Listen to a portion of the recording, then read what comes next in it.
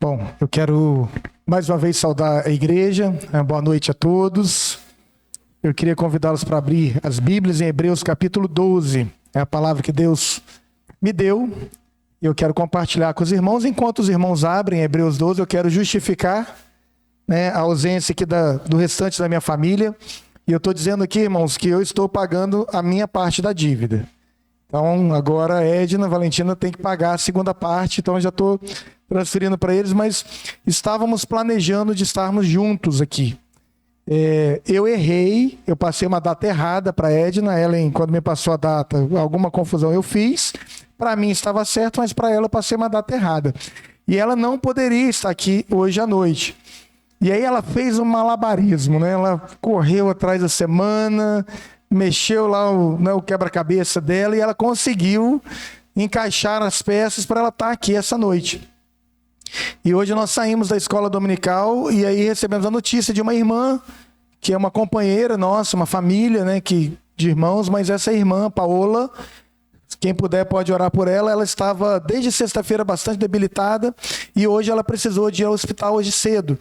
E ela estava no soro, sendo hidratada, e ela não poderá, não pôde, né? Não iria poder estar à noite hoje na igreja. E ela era uma das pecinhas do quebra-cabeça que ia estar substituindo a Edna lá na cantina, no louvor. E a Edna falou, amor, agora não tem jeito, né? Como é que eu vou agora deixar ela na mão? Ela ia fazer, uma irmã muito querida. Então a Edna recuou, né? Saí de casa, ela estava com as panelas no fogo, já preparando a cantina. Ela é envolvida tanto no Ministério Infantil, cantina, departamento infantil, enfim. Então é a justificativa que eu tenho para dar para os irmãos. E ela queria muito estar aqui, eu também queria muito que ela estivesse aqui, né? Quando a gente sai com a família, né? A gente fica muito feliz, mas Deus sabe de todas as coisas, obrigado, irmão. Então nós vamos ficar devendo uma segunda vinda, né? Então agora ela tem que pagar a dívida dela, tá bom? Mas é muito bom, irmãos, estar com vocês aqui, é muito bom rever alguns irmãos, né? A gente poder se encontrar, são irmãos queridos, é uma igreja que queria muito estar aqui mais vezes, mas os nossos compromissos locais, da nossa igreja, não nos permite. Nós tínhamos uma utopia, um sonho de podermos uma vez por mês sair da igreja local e visitar as igrejas ao redor de Pádua, as casas de oração. Mas não conseguimos. Aqui é a segunda vez que eu estou em Itaperuna em 3 anos. Tive uma vez em Retiro, uma vez em Cidade Nova e a terceira vez aqui agora. Mas Deus tem nos usado e eu agradeço muito ao Senhor por isso. E uma vez no mês nós nos separamos para estar em Menino Jesus. Então, né, temos 3 para trabalhar na nossa igreja. Se a gente sair mais uma, fica 2. Aí a gente é puxado a orelha. Mas orem pelo nosso ministério, orem pela nossa família. Meu nome é Adriano, minha esposa é Edna, filha do saudoso irmão Elias, no qual eu busco ser, né, ser realmente, para mim ele é um exemplo, né, sempre onde eu passo eu lembro disso. Muito bom também estar ouvindo os irmãos, né, impossível não fazer uma viagem no tempo, né. Fui membro de um grupo musical também por mais de uma década. Eu dei um testemunho hoje mais cedo um pouco aqui, e se eu pudesse dar um outro testemunho, talvez seria esse, né? Quem me conhece de perto, Sara, né? O pessoal mais de perto aí, né? Turma que já vai muito em Minas Jesus aí, né? Israel, Ismael, os meninos aí, sabem que eu não canto nada, né? Nada. Quando eu fui para Vila Velha, antes de casar um pouquinho, eu fui pregar numa igreja lá, os irmãos falaram assim, vamos dar uma oportunidade para você cantar uma música. Eu falei, gente, eu não canto. Mas como que pode você vir de Menino Jesus e não cantar? E alguns não acreditavam nisso, mas eu não canto mesmo, né? Canto nada. Mas Deus nos usa. Deus usa qualquer pessoa que se coloca à disposição dele. E Deus me colocou no meio musical. Por muitos anos eu fiz parte do grupo Transmitir com muita alegria, um grupo que eu amo de paixão. Vocês conhecem, né, um pouco do ministério do grupo Transmitir, pregando, estragando um pouco os hinos, né? Eu me lembro logo no início, quando eu ficava no som, né, a raiva que os irmãos passavam comigo, né? E fiquei muitos anos no som e também pregando quando saía o grupo. Depois passei um bom tempo viajando também com quarteto Melodia. Vocês já esteve aqui alguma vez? E os irmãos, quando viajavam e precisavam de alguém para pregar, eu viajava com eles pregando. E aí, tantas outras coisas. Em certo momento da minha vida, eu me vi eu me percebi. Falei, gente, eu faço parte da música da igreja. Me usa, Deus tem me usado na parte musical, viajando com os grupos. Então, irmãos, Deus nos usa de maneiras incríveis, do qual nós não imaginamos. Por diversas vezes, muitas vezes eu preguei em cultos como esse. E lá no início eu ficava pensando assim, o que eu vou falar? Num grupo, num culto e ações de graça de um culto musical, alguém que não canta. E Deus nos dá uma palavra de incentivo para vocês. E eu queria trazer essa palavra hoje. E eu sei que vocês já viram esse texto, já leram e sabemos de cor. Mas eu peço a Deus que fale alguma coisa diferente no seu coração. Porque Deus sempre, sempre nos surpreende. Então eu entrego essa palavra nas mãos do Senhor para que Ele fale. Eu queria ler com vocês Hebreus 12, os primeiros versículos desse texto. Ele diz assim: portanto, nós também, pois que estamos rodeados de uma tão grande nuvem de testemunhas, deixemos todo o embaraço e o pecado que tão de perto nos rodeia, e corramos com paciência a carreira que nos está proposta, olhando para Jesus, autor e consumador da fé, o qual pelo gozo que lhe estava proposto, suportou a cruz, desprezando a afronta, e assentou-se à destra do trono de Deus. Grupo Atos. Considerai, pois, aquele que suportou tais contradições dos pecadores contra si mesmo, para que vocês não enfraqueçais, desfalecendo em vossos ânimos. Tem alguém cansado aí? Não? Todo mundo com ânimo forte, final de ano, né? Dá um desânimo, né? Um cansaço. É psicológico, né?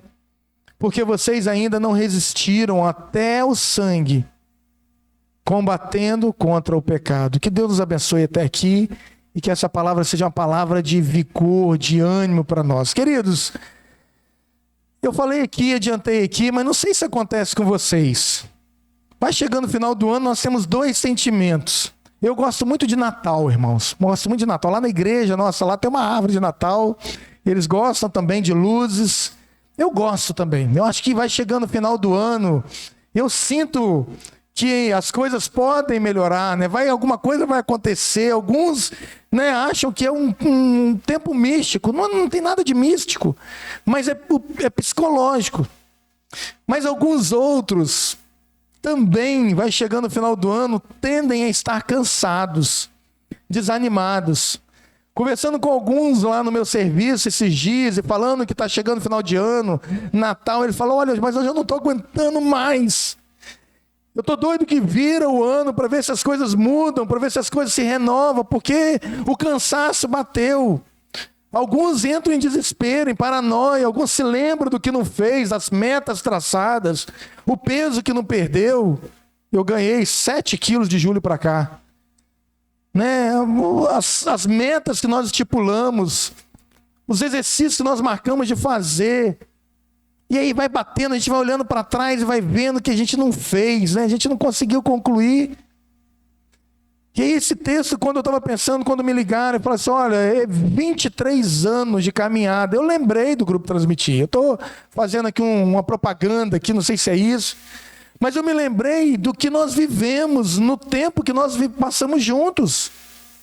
Caminhada de um grupo musical, eu sei disso, eu tenho experiência, eu tenho autoridade para falar, porque o que eu vivi não é fácil. E eu fico pensando aqui, tem alguém aqui desde o início do grupo? 23 anos? Não, né? Todo mundo, não tem ninguém que mais que 23, né? Tudo garotado aqui, né? Não tem não, né? Quem tem mais tempo aqui de grupo? Sério? Quanto? Mais ou menos. 5? Mais? É mesmo? Então tá bom, vamos entregar muito não, né? Quantas coisas um grupo de 23 anos não viveu e não vive? Quantas experiências boas, quantos aniversários, né? Quantas vitórias, talvez namoros começaram no grupo, não sei. Quantas coisas acontecem, mas também, queridos, quantas lutas, quantas reuniões, não sei se o grupo faz reunião de vez em quando, que, né, sai de lá, às vezes batendo na porta, um sai meio chateado. Quantas experiências não se vivem, quanto o inimigo não investe num grupo como esse, que anuncia a palavra de Deus de uma maneira tão clara e tão cuidadosa. Eu sei que vivem isso. E é por isso que eu me lembrei desse texto de Hebreus 12. E esse texto, irmãos, ele começa aqui, nós precisamos de parar, todas as vezes que nós vamos ler a Bíblia, nós precisamos de olhar palavra por palavra. Nós precisamos de pensar quem escreveu, quando escreveu, para quem escreveu, no tempo que escreveu, qual é o contexto, o que estava acontecendo naquela época, quais são as palavras que foram colocadas aqui para que a gente pudesse ter o entendimento do que o autor aqui queria dizer, ou o autor do texto que você está lendo quer dizer. E esse texto ele começa aqui com uma palavra importante, portanto. Aí os professores aqui, aqueles que estão aí, né, mais aptos aí ao português, portanto, é uma conjunção conclusiva. É impossível começarmos a ler esse texto, ver essa palavra portanto, e não considerarmos o assunto que estava sendo tratado antes. Portanto, contudo, todavia, nós precisamos de olhar o que estava sendo escrito, é uma conclusão de um assunto. E quando nós voltamos à Bíblia, voltamos uma página, um capítulo da Bíblia, o capítulo 11 de Hebreus, e se eu abrisse aqui para vocês responderem, todos nós talvez saberíamos responder de cor, qual é o assunto de Hebreus no capítulo 11? E nós responderíamos muito facilmente, muito rapidamente, os heróis da fé. Homens e mulheres que se destacaram porque colocaram a sua vida à disposição do Senhor.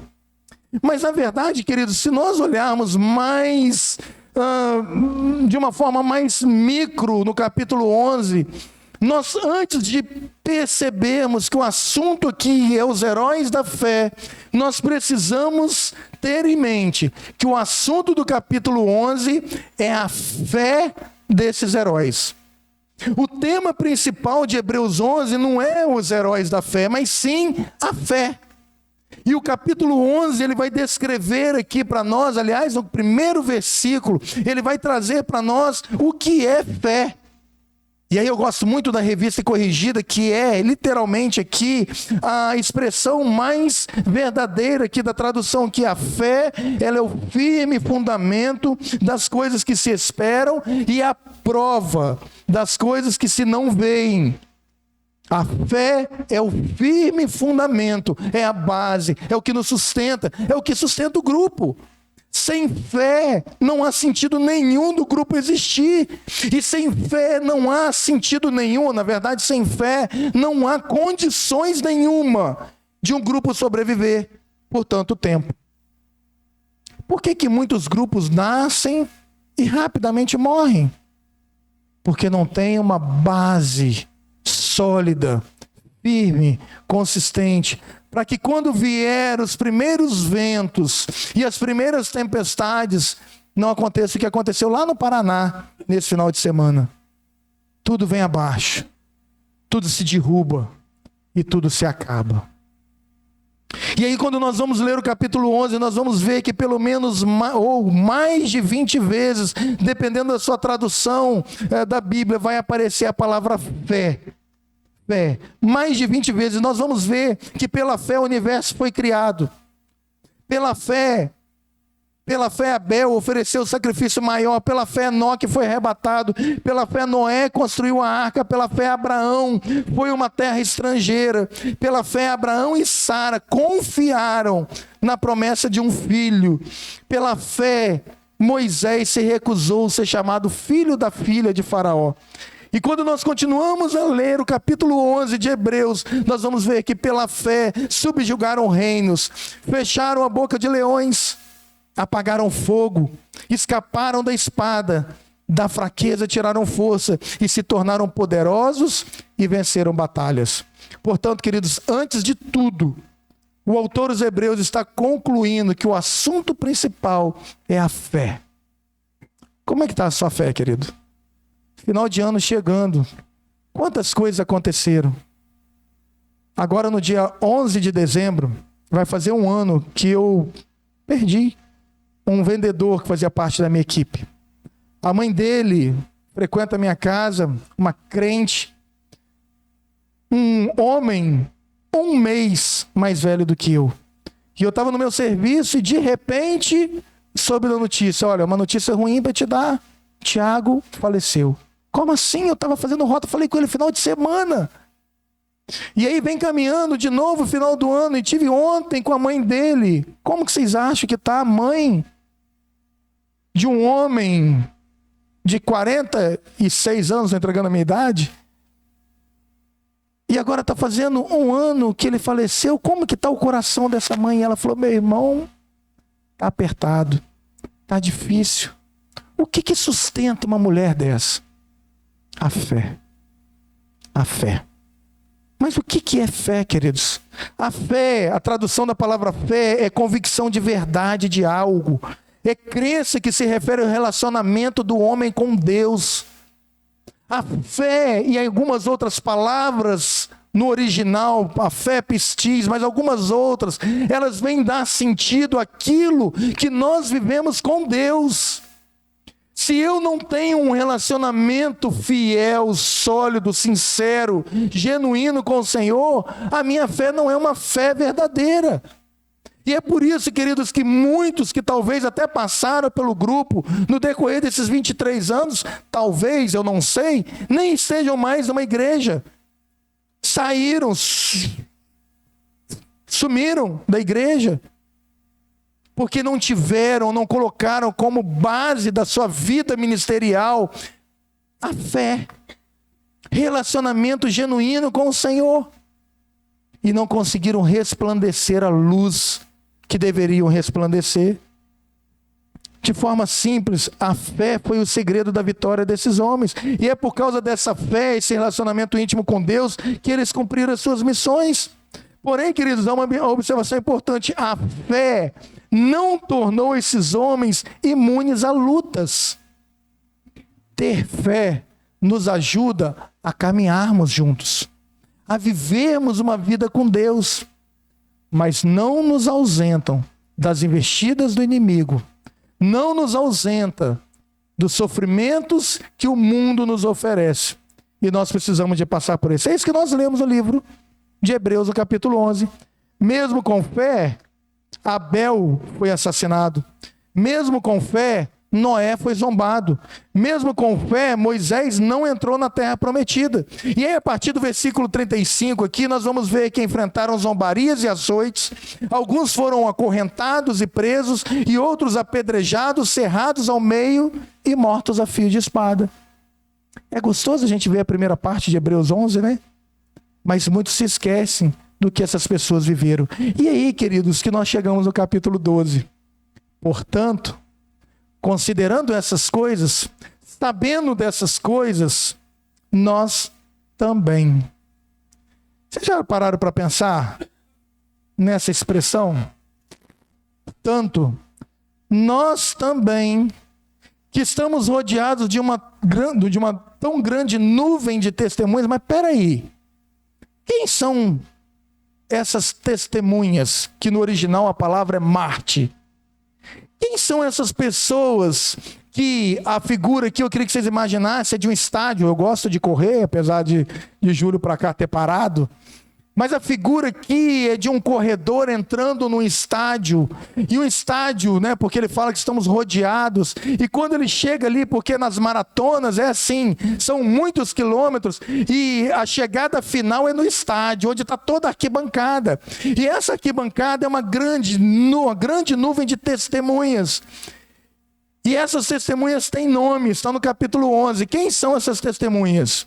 Abel, Noé, Moisés, Sara, Abraão. E aí, quando nós começamos a ler o capítulo 12 de Hebreus, ele fala, nós também. Essa palavra também, ela é um comparativo. E peraí, o autor aos Hebreus está dizendo que a Ellen, ela está sendo comparada a Sara, que teve uma fé e uma intimidade com o Senhor. Ela está falando que Israel é comparado a Moisés, que decidiu não ser chamado de filho da filha de Faraó. Ele abriu mão do principado, das regalias do reino. Que nós estamos sendo comparados com essas pessoas. E quando eu li isso, eu fiquei pensando, será que é isso mesmo? Será que é correto? Será que não houve um erro? E nós sabemos que não houve. Mas qual foi o motivo de nós sermos comparados com esses homens? Homens e mulheres que foram heróis, heroínas da fé. E aí, queridos, eu me lembrei, para explicar isso daqui, me lembrei do capítulo 11. E um personagem que lá em casa nós gostamos muito dele. Já me apeguei várias vezes, eu e a Edna conversando, ela fazendo almoço algumas vezes, ou viajando, falando desse personagem que é João Batista. Que personagem é esse? Que pregações maravilhosas, quando lemos esse homem, a vida desse homem. E diz a Bíblia que certa vez os discípulos de João Batista foram ter com Jesus. E quando eles chegaram lá e falaram assim, olha, o nosso mestre mandou ver se você é mesmo o Messias. E Jesus vira para aqueles homens e diz, olha, vai lá e fala para João que vocês têm visto. Os cegos veem, os coxos andam, os mudos falam, aos pobres é pregado o evangelho da salvação. E eles saíram e foram. E Jesus então vira para os seus discípulos e fala assim, olha, o que vocês foram ver no deserto? E Jesus responde, vocês foram ver um caniço agitado pelo vento? Irmãos, imagina essa cena, eu fico imaginando Jesus conversando com Jesus. O que vocês foram ver no deserto? Um caniço balançado ao vento, falando de João Batista. E Jesus, não, vocês não foram ver um caniço balançado ao vento. O que vocês foram ver um homem vestido de roupas finas? E nós sabemos que as roupas que João Batista usava eram umas roupas esquisitas, né? Peles de animais, era um cara fora da época, né? Vocês foram ver um homem vestido com roupas finas? Não, vocês não foram ver. Vocês foram ver um profeta? E Jesus disse, sim, mas vocês foram ver muito mais do que um profeta. E eu gosto muito de falar isso aqui em apresentação de criança, né? Jesus então completa que dentre os nascidos de mulher não surgiu ninguém maior do que João Batista. E ele completa dizendo, e nessa hora diz a Bíblia que ele pega uma criança, coloca na sua perna e fala, olha, dos maiores, de todos os nascidos de mulher não houve ninguém maior do que João Batista. Todavia, o menor no reino dos céus, e Jesus está com a criança, ele diz, é maior do que ele. Esse texto explica Hebreus 12, queridos. Dos nascidos de mulher não há ninguém maior do que João Batista. Porém, Jesus também nos ensina que o menor no reino dos céus é maior do que João Batista. Não tem nada mais precioso, mais valoroso do que termos a convicção de uma vida eterna. Não há nenhuma carreira mais bem-sucedida que seja. Não há família mais bem-sucedida que tenha, que nós olharmos para ela, será melhor ou maior do que aquele que é o menor no reino dos céus. Por isso que nós precisamos de nos dedicarmos ao Senhor. Por isso que nós precisamos de nos esforçar para que possamos ter uma carreira vitoriosa. Grupo Atos. A instrução da palavra de Deus em Hebreus capítulo 12, ela nos mostra, primeiramente, foi um incentivo.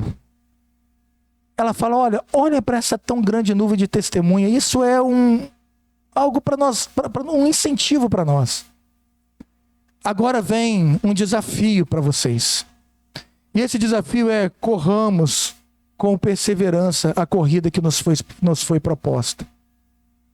Queridos, a nossa vida aqui, a nossa passagem por essa terra, é uma passagem de muito esforço. O Senhor, Ele não faz rodeios.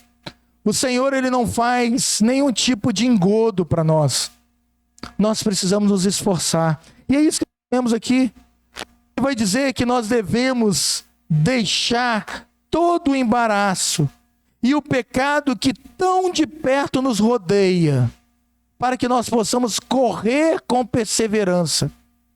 23 anos só é possível chegar se nós olharmos para nós mesmos como grupo e deixar aquilo que nos impede de caminhar. E eu começo a pensar, o que pode impedir um grupo de continuar o seu ministério? Talvez vocês saibam responder, e essa é uma pergunta para vocês. Desânimo, cansaço, preguiça. Talvez estudo. Não estou falando para ninguém deixar de estudar. Mas vivemos em dias hoje que somos exigidos. Uma faculdade é pouco. Precisamos de mais do que uma. Filhos, né? Quem? Só você, Elinzinha, que é a mãe no grupo? É? Que esforço, não? Exige esforço. Né? Não é mais como antes, né? Vamos tomar um banho, vamos pro... né? Não, tem que arrumar, tem que ir a Elisa, tem que botar o cachinho, né? Eu sei o que é isso, né? Demora, né? E aí tem dia que tá passando mal, e tem dia, né? Esforço. Mas a Bíblia fala que nós precisamos nos livrar de tudo aquilo que nos atrapalha nessa corrida. Não dá para correr, irmãos, com peso. Não dá para correr de calça comprida, de paletó. Precisamos de deixar tudo aquilo que nos impede. E vocês, como grupo, precisam de, quando em vez, como dizia uma diretora da escola que eu estudava, olhar se tem alguma coisa que tem impedido vocês a correr, a se movimentar, a crescer, a expandir, a ensaiar, a trazer novos membros, a se dedicar. E eu não sei o que é, mas vocês precisam de olhar e ver isso. Porque isso é o que o autor aos Hebreus está dizendo. Nós precisamos de deixar tudo aquilo que nos impede. E essas coisas têm que ser dado nome. E talvez individualmente falando aqui, olhando para vocês, eu não conheço ninguém, não tenho convivido com ninguém, e nem perguntei nada sobre nenhum de vocês, mas talvez pode ser que o desânimo tenha batido as portas. Talvez alguns com vontade de desanimar, de desistir, porque talvez está vindo um vestibular, porque talvez o emprego está sufocando. O autor aos Hebreus, ele está dizendo que nós precisamos deixar todo o peso, primeiro do pecado, mas também depois tudo aquilo que nos impede a nossa caminhada. E ele continua dizendo: deixemos todo o embaraço e o pecado que tão de perto nos rodeia e corramos com paciência. Algumas traduções falam com perseverança. Irmãos, a corrida tem vezes que ela é dolorosa. Não sei se alguém que corre, né? Eu tinha por costume correr, agora o joelho já tem medo do joelho, né, Adriano? Do joelho vacilar, estou dando minhas caminhadas. Mas sabe, queridos, há um prêmio. Há um motivo, há uma motivação para isso. E esse texto nos diz: o que nos motiva? O que nos faz correr? O que nos faz andar? Olhando para Jesus, autor e consumador da fé. Eu sou de Vila Velha, né? Há muitos anos morei em Vila Velha. Tenho muita saudade, estou lá essa semana lá. E eu gosto muito de... Eu estando lá, se Deus nos permitir, estive lá uns 15 dias atrás, eu vou para lá, se eu tenho uma noite para dormir lá, eu vou para a praia dar uma caminhada. Eu dou mais valor, né? Não gosto de tomar banho em praia, não vou na praia, eu sou aqueles que vão para a praia, não entra na água. Mas aquela caminhada no calçadão ali, e geralmente eu coloco um objetivo. Eu vou até a curva da Praia da Costa. Agora estou podendo botar uma figazinha até na curvinha lá. E eu vou olhando para aquele objetivo. Queridos, se nós não olharmos para Jesus, nós vamos nos desanimar. Nós vamos fraquejar. Nós vamos cair. Nós vamos nos desmotivar. E o autor aos Hebreus, ele sabe disso e ele nos fala isso.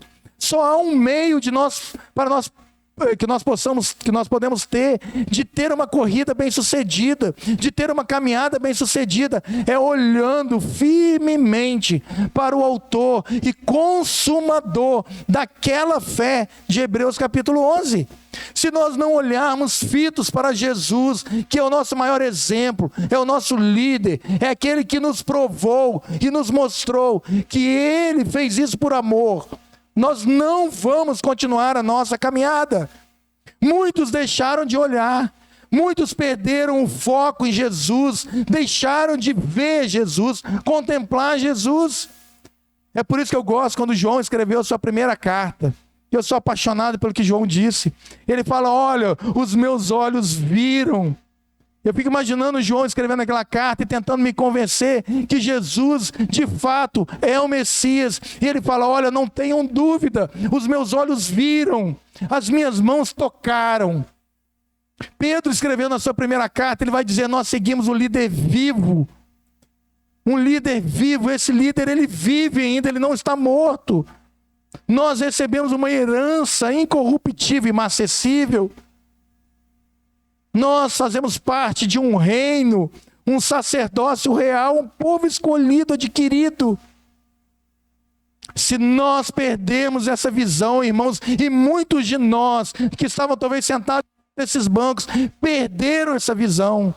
E talvez você esteja, talvez a um ponto de perder a visão em Cristo Jesus. A minha palavra nessa noite para o grupo Atos e para a igreja é: mantenhamos os olhos fitos em Jesus, o autor e consumador da nossa fé. Porque senão a nossa queda vai ser grande.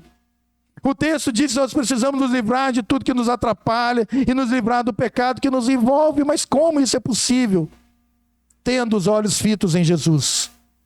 E ele continua: por que eu tenho que confiar nesse Jesus? Ele fala: porque ele suportou a cruz. E ele desprezou a vergonha. Ele se assentou à direita de Deus. Sabe o que vai ser no final da corrida? Alguns desmaiam no final de uma corrida, de uma maratona. Mas esse texto nos mostra que o final dessa corrida há um prêmio. Quando que termina, irmãos, essa corrida? Quando que termina essa corrida? Quando nos encontrarmos com o Senhor. Tem um hino do quarteto, muito conhecido, e eu gosto muito quando eles cantam, né?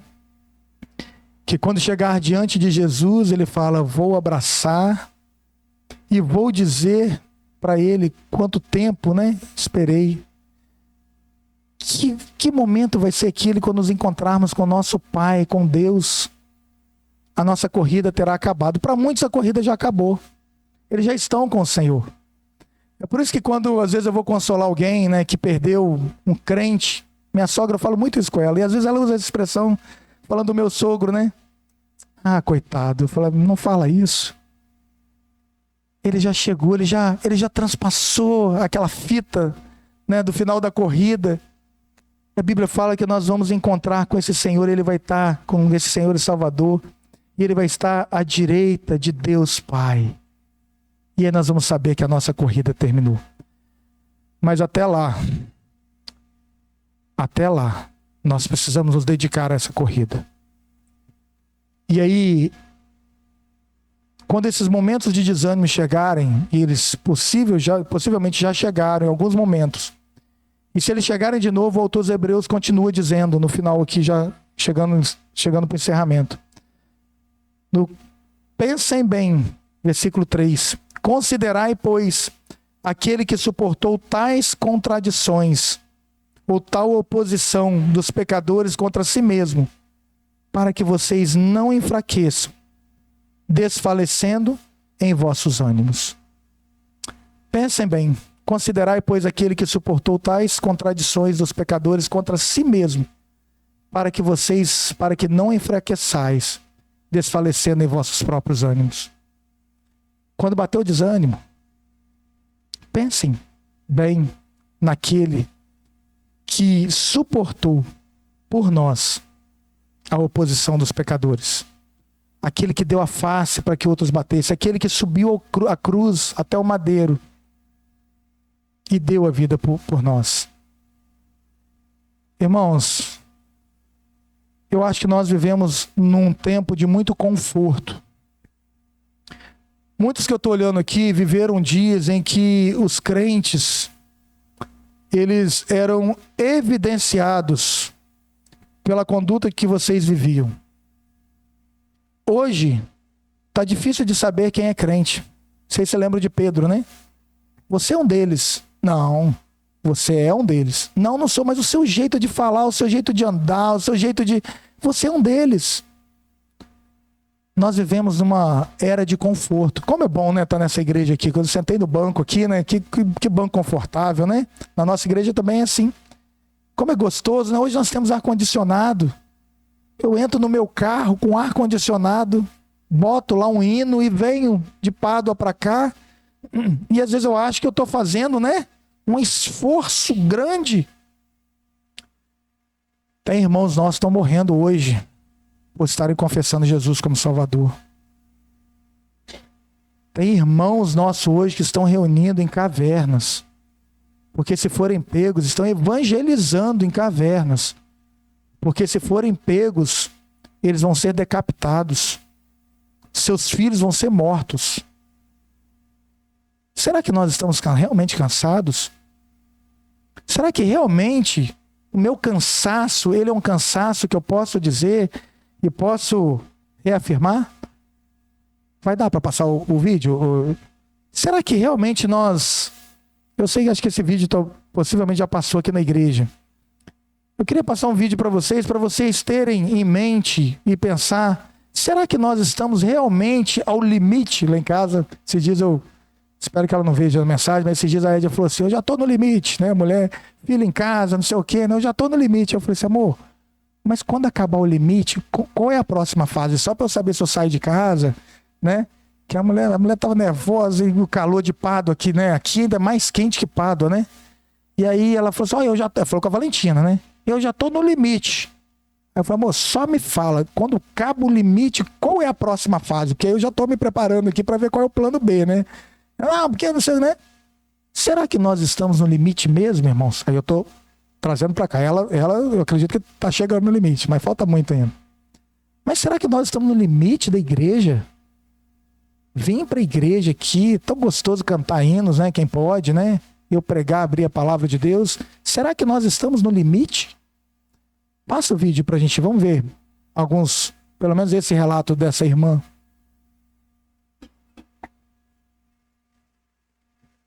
Nós estávamos num país da Ásia, tínhamos uma equipe ali e nós nos reunimos no hotel, num lugar muito discreto, era um país de restrição. E naquela noite nós iríamos conhecer um homem de 93 anos de idade, 26 desses 93 passados numa prisão por amor a Jesus. Foi nos dito que provavelmente esse irmão não conseguiria falar conosco pelo nível de tortura que ele recebera nessa região da fala. Garganta, língua, esôfago, cada vez que ele era convidado a abandonar a sua fé e ele se posicionava, né? Quando ele fez 20 anos de prisão, dos 26 anos consecutivos, uma cova de 1 metro por 1 metro foi aberta, longe da luz solar. E por causa da forma que esse irmão pronunciava o seu amor por Jesus, ele levou um tipo de correção, sendo colocado de joelhos nessa cova e sendo mantido naquela mesma posição por 6 meses. Então as fezes eram retiradas quando se tornava insuportável e de forma recorrente ele recebia água, alimento e a oportunidade de ser livre desde que ele retrocedesse no que ele proclamava. E quando ele foi retirado da cova, ele havia desaprendido a andar. Os membros inferiores tinham sofrido, né, com aquela posição contínua. E o filho, que ele não via há 20 anos, recebeu autorização para ver o pai, como uma forma também de fazer com que a igreja que perseverava desse um passo para trás. Então o filho veria a condição do pai, voltaria para a igreja e diria, gente, não vale a pena. E a situação financeira deles era tão precária que o menino teve que se vestir com roupas da mãe para ir encontrar o pai. Então, quando ele chega, é essa cena que ele encontra.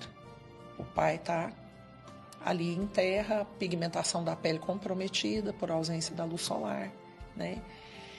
E aí, no ímpeto, o menino cai do lado dele e fala, pai, nega.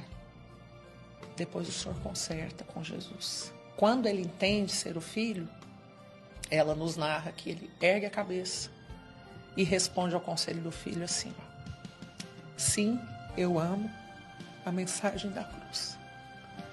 Até morrer, eu a vou proclamar.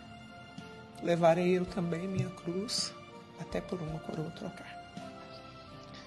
Esse homem não estava gritando o refrão de um hino conhecido, mas ele estava expressando a paixão, a obediência, a submissão ao Cristo, né?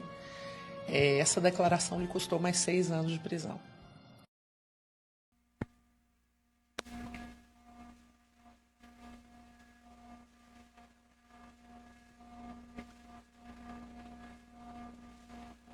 nós estamos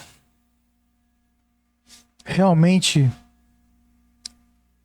ou qual é o motivo que tem nos desanimado? Existe motivo para desânimo para nós?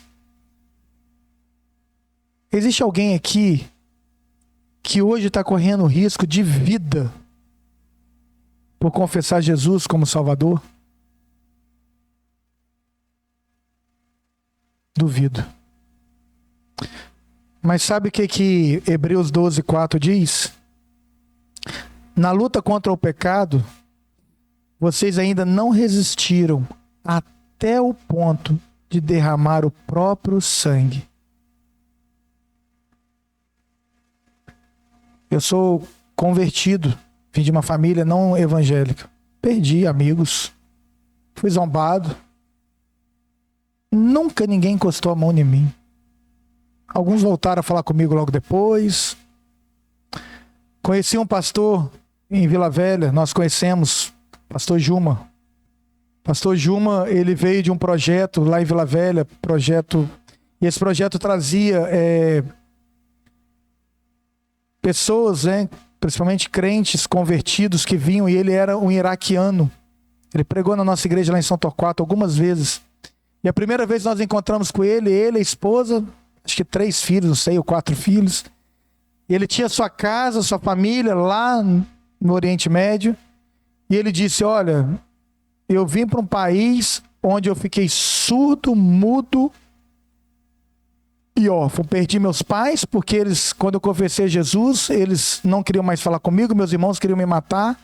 Vim para um país onde eu não entendo a língua portuguesa e o que eu falo eles não entendem. Isso é se dedicar. Isso é sofrer pelo Evangelho. Isso é realmente entender o valor do Evangelho. Tudo isso eu deixei por amor a Jesus. Por isso eu termino as minhas palavras aqui como uma palavra de encorajamento para o Grupo Atos. Nós cantamos, vocês cantaram, Não posso imaginar viver sem Jesus. Nós precisamos de viver o que nós cantamos.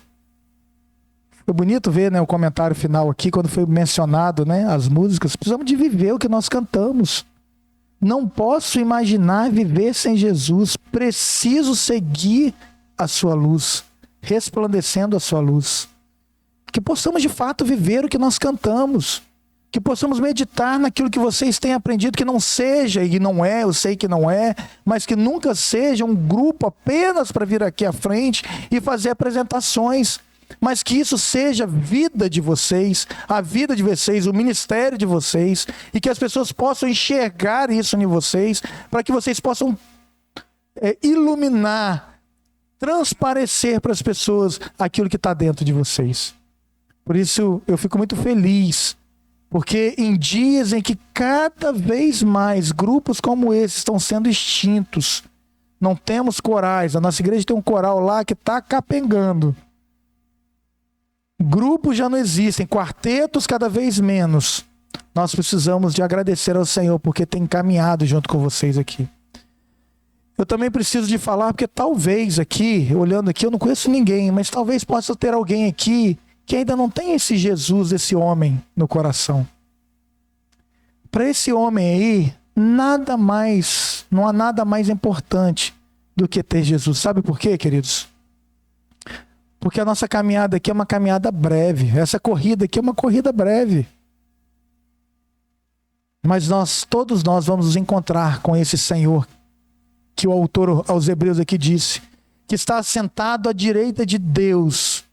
E a Bíblia diz que todo joelho vai se dobrar diante dele. Todo joelho. Alguns joelhos vão se dobrar para adorar e agradecer. Ele vai dizer, vinde bendito de meu Pai, possui por herança o reino que eu preparei para você e para os anjos. Toma posse, é seu. Mas alguns joelhos vão se dobrar e vão dizer, Senhor, eu trabalhei para o Senhor. Em teu nome eu expulsei demônios, em teu nome eu curei. E sabe qual vai ser a palavra desse justo juiz, Jesus, naquele dia? Não vos conheço. Sabe, queridos, essa palavra me traz um peso muito grande, porque Jesus não mente. E Jesus não conhece a obra dessas pessoas que têm trabalhado aí no mundo afora, para sua própria glória e para agariar glória própria. E Jesus vai dizer: eu não te conheço, apartai-vos de mim, malditos, para o fogo eterno preparado para os demônios, para Satanás e seus anjos, seus demônios.